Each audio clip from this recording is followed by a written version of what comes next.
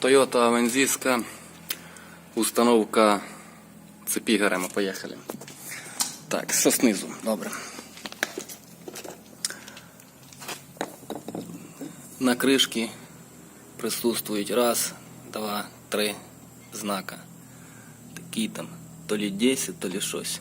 Перший. І на шківу теж присутствує знак. Тобто цей знак совпадає з цим знаком. Йдемо далі.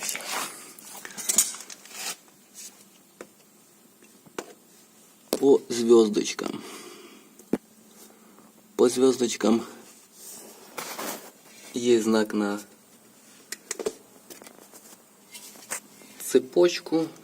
Де він, блядь? На самому коленвалі знака немає, я просто взяв собі. Тут зазначив я, тому що вона трошки ходить на датчик. На цепочку масляного насоса жовтенький є.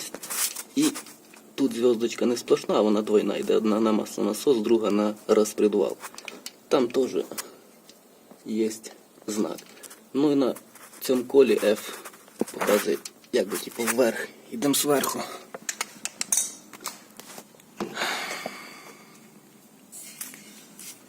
На ванусі впускного колектора там біленьким таким в канавці зазначено перший знак. І на ванусі випускного колектора теж біленьким зазначено знак на цепочку. Ставимо натяжитель. Ну тут присутствує такий трошки прикол, що натяжитель треба буде ставити вже в саму кришку, вкручувати. Ставим крышку, пальцем изнутри її поддерживаем натяжитель и потом вставляем натяжитель.